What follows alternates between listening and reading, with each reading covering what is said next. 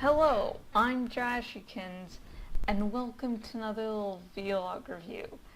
Now, I'm just going to say in advance, I'm not able to watch episodes of shows I love quickly enough, so there might be huge gaps where I'm not reviewing a bunch of episodes. And don't worry, I'm still watching the show, and there will still be reviews up from time to time, but at the moment, yeah. Sorry. I'm really sorry, but today I'm going to be reviewing the elementary episode, The Eternity Injection. One of the ongoing things this episode, one little subplot, was solving Odin. Now, Odin is this car alarm thing, and Sherlock's friend Alfredo. And yes, I have actually met a sushi chef whose name was Alfredo, so I know that the name is actually used. And, Sherlock and Alfredo like to bond over breaking into cars.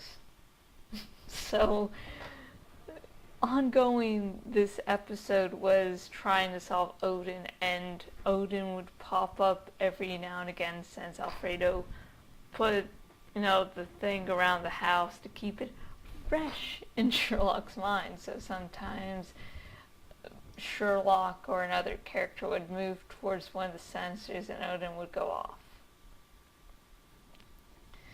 And Sherlock finally beat Odin with an EMP device. EMP, electric magnetic pulse. I swear I probably actually know about that because of Terminator. Not so much like Amherst with thermal, but still, no, EMP has popped up a few times or maybe it's just once and really stuck, but anyways, that's how it's solved. And Alfredo's like, hey, but that means all the electronics will be damaged. And Sherlock goes, well, if you do this and this, it won't be. Ta-da, I solved it. Good day.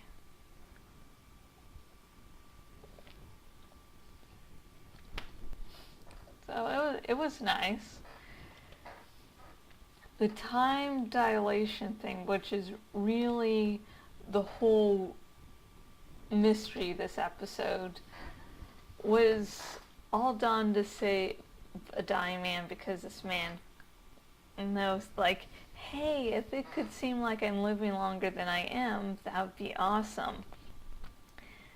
The problem is the time dilation thing causes people to go mad, brain damage. It caused like a couple murders, I think. So yeah, it's not worth it. Like, oh, there's a couple kinks to be let out. Yeah, it worked out. Let out. What the fuck am I saying? I'm an English major. Hi. So yeah, it was nice going through all the twists and turns. And at the end of it, it was just a man afraid of something all of us are afraid of, life ending. Except all of you who have achieved some perfect resonance with the universe. And,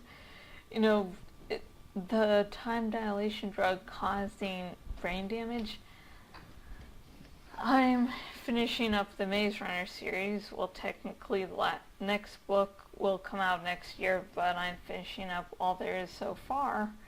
And so, the flare has brain thing, it makes go mad in the head and brain thing. So I'm thinking about that while watching this episode, which is probably not its intended intent, but there's me going to be a nerd again. And finally, I'm glad Kitty isn't being such an annoyance. At first she was very annoying and just getting between Joan and Sherlock and trying to prove herself better, but I'm glad she calmed down. because that sort of storyline or subplot just wear too thin too quickly. And the promo for next week, She Might Die, which I know many of you, according to the IMDb boards, will be more than happy.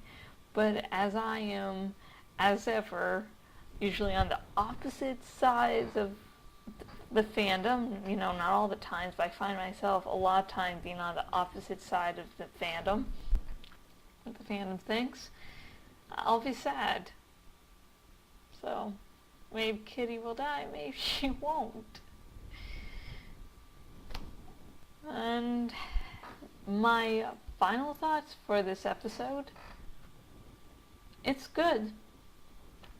But I do think, as others have pointed out, there's no real villain, arch nemesis thing in season 3, which is I'm just watching another procedural drama with Sherlock slapped on.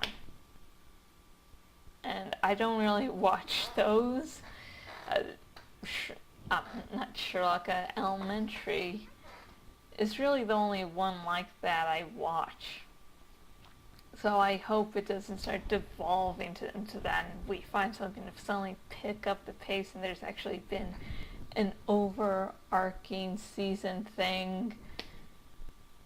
No, and it has been too subtle. I really hope something comes of it. Anyways, I have been Jashykins, owner of jashykins.blogspot.com. If you go to my blog, you can see vlog reviews like these. You can see finally the latest part of my Animorphs reread. Nearly done with number 7, so yay. And the second invasion, I have each post of it scheduled, so I don't overwhelm you with this fic I like writing. It's based on a role play I'm doing. So it's fun for me, but I don't want to overwhelm you, and sometimes I can do 2 or 3 chapters of it a day. I haven't got to back to that pace yet, but still there's more of a steady stream than before, so not overwhelming you. And if you go on my blog on the sidebar thingy, you can see where else I am on the web and say hi. And also, I've opened a writing shop on my blog. I'm trying to do an art trading thing, so if you like what I write, and you're like, hey, I want some of your writing just for me, I do, you can see what I do, and yes, I will do mature erotica if you want, but, look at my will not do's, as well as the, hey, I can still reject it if it's too creepy and I've just been lucky enough never to have heard of it. Because, yeah, I know you weirdos are out there, and I will not be forcing myself into a corner where I have to write really creepy shit. And if also on my sidebar thingy, if you want to advertise your blog, Etsy shop, YouTube channel, if the name you suggest for the dragon on the sidebar is accepted for a little bit, you can advertise that on there. The times I change my dragons are random, so I can't promise you any specific timetable except maybe a week, after it reaches the adult stage. And finally, if you're watching this on YouTube, if you go into the description, you will see a link to donate your account. If you donate your Twitter and or Facebook accounts to my campaign, thank you very much. And until next video, goodbye.